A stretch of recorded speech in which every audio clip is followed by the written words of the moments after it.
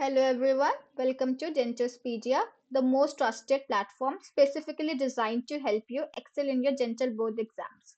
So, today I'm going to teach you a short topic on molar incisor hypomineralization from the module of Pediatric Dentistry. So, let's begin with the molar incisor hypomineralization is a qualitative developmental defect of enamel affecting the first permanent molars and often the permanent incisor. Understand? Molar and incisor. Are you getting the point? It results from a disturbance during the mineralization stage of tooth development. So see, MIH is characterized by the presence of demarcated opacities, chalky, opaque areas in the enamel. The affected teeth are always involves one or four permanent molars, often involves the permanent incisor. Understand? Now there can be opacities which can range in color from white to yellowish brown. Understand? From white to yellowish brown. Now the defect is demarcated, meaning there is a clear boundary between the affected and the sound enamel. Now the enamel volume and shape are typically normal. Understand? But the enamel is porous, soft and deficient in mineral content. Now you can see the causes or the etiology. See, the exact cause is often unknown, but the defect occurs during the first 3 years of life. Understand? It can occur due to perinatal hypoxia, early childhood illnesses, use of antibiotic or genetic predisposition. Understand? Systemic illness like high fevers, severe infections, perinatal complications like low birth weight, oxygen deprivation, environmental factors, and specific medications like antibiotics. Understand? You can see some of the clinical features here.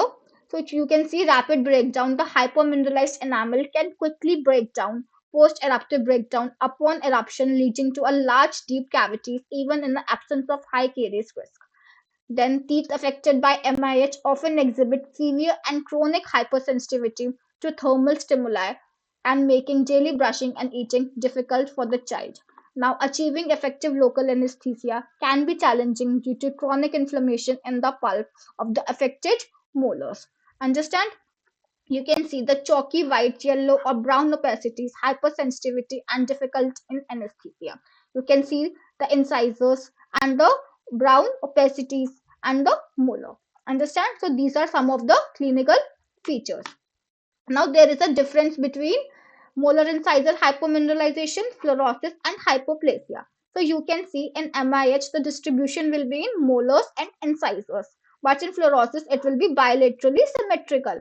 In hypoplasia it can involve any tooth. The surface defect will be porous and the enamel will be soft. In fluorosis there will be smooth surface. In hypoplasia there will be a reduced enamel thickness. Understand? The color will be white, yellow, brown patches.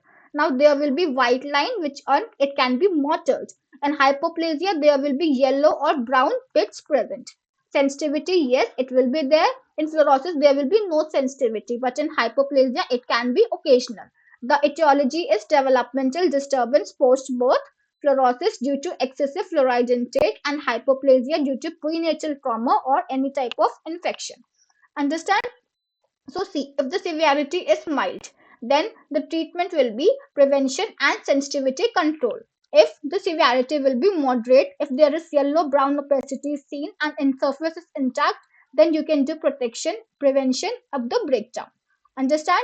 If there is severe like post-eruptive breakdown, sensitivity and decay, then you have to do restoration and long-term protection like full coverage crowns. If there is aesthetic concern in incisors, then you have to do aesthetic improvement like microabrasion for superficial lesion, resin infiltration or composite buildup or veneers. Understand? So this was MIH, molar incisor hypomineralization. So for more detailed videos, please download our app Dentospedia and please do like, share and subscribe our channel. Thank you very much.